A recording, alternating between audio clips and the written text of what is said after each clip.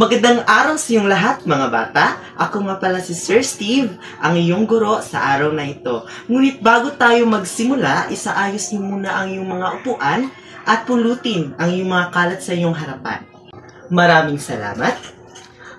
Pwede ka bang tumayo, Sean, para sa ating panalangin? Sa ngalan ng Ama, ng Anak, ng Diyos, ng Espiritu Santo. Kumusta kayo, mga bata? Maayos at mabuti ang iyong kalagayan ngayong araw. Sa araw na ito ay tatalakayin natin kung ano ang mga magagandang kaugaliang Pilipino na nakapaskil dito sa inyong harapan. At iisa-isahin natin kung ano ang mga ito.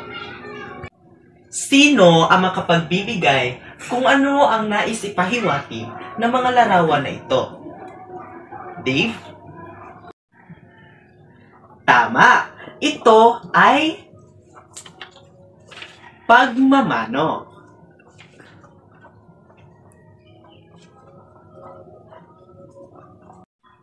Bigyan natin ng isang bagsak si Dave.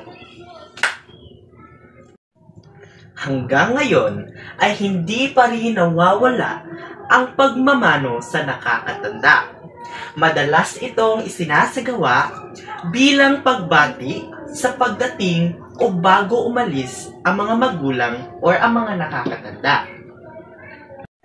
Nagmamano ba kayo sa inyong mga magulang papunta dito sa eskwelahan?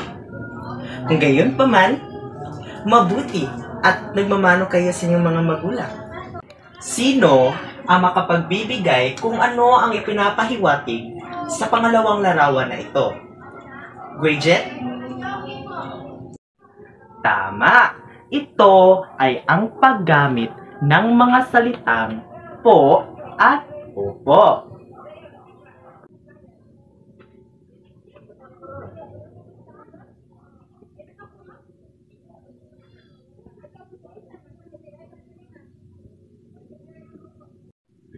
Bigyan natin ng 3 bagsak si Bridget. Malaking bahagi ito sa kaugaliang Pilipino bilang tanda ng pagrespeto sa mga nakakatanda. Karaniwan itong sinasabi sa mga nakakatanda o sa mga hindi kakilala bilang paggalang. Ngayon, sino ang makapagbibigay kung ano ang ipinapahiwatig sa larawang ito? Chester? Tama! Ito ay ang paggalang sa nakakatanda.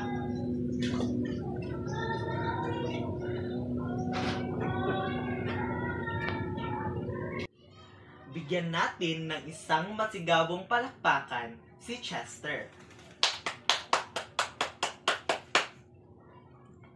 Ang mga Pilipino ay lubos na magagalang, bata man o matanda, ay magalang sa pananalita at pagkikipag-usap.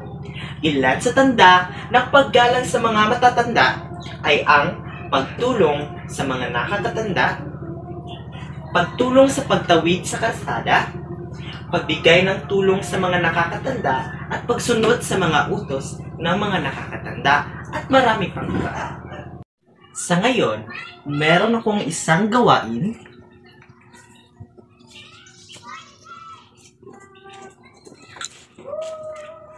upang mas maunawaan ang mga itinalakay natin ngayon araw.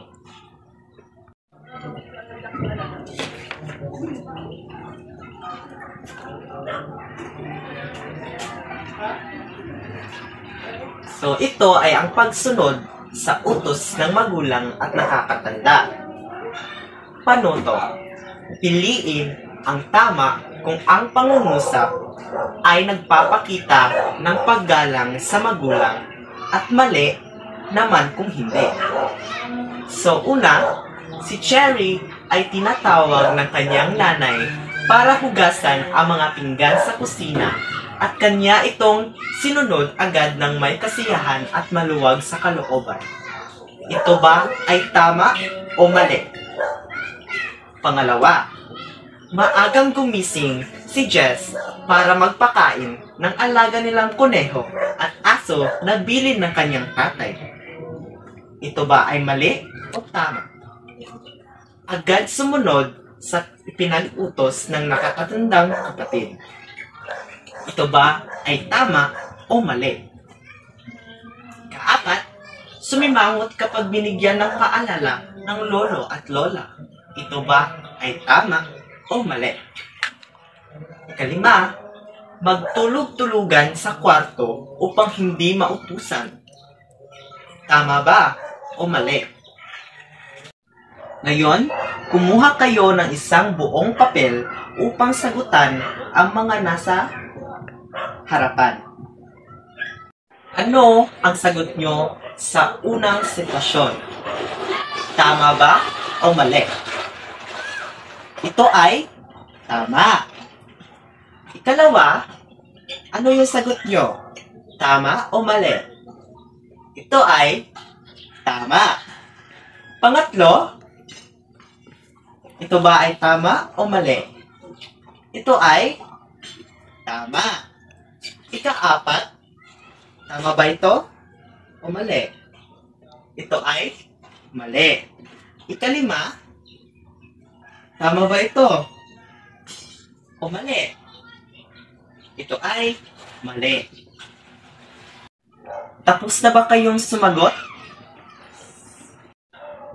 Okay mga bata, sino ang nakakuha ng mataas na marka sa ating pasulit ngayong araw? Magaling! At kayong lahat ay nakakuha ng malaking marka sa ating gawain ngayong araw. At ito ay patunay na naiintindihan nyo at naunawaan ng maayos ang ating itinalakay na mga magagandang kaugaliang Pilipino. Bago tayo magtapos sa ating klase ngayong araw, magbibigay ako ng isang takdang aralin